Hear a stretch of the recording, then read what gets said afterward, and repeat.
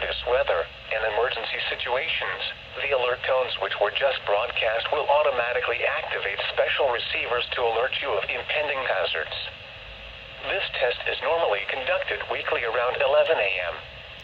If hazardous weather is imminent or occurring, the test may be canceled.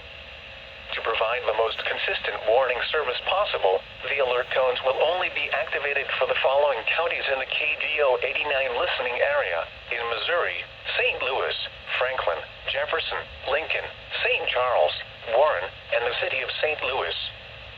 In Illinois, Madison, Monroe, and St. Clair. If your receiver was tone activated, the alert function will automatically reset after the test. This concludes our test for this week, and we will now resume normal programming. Thank you.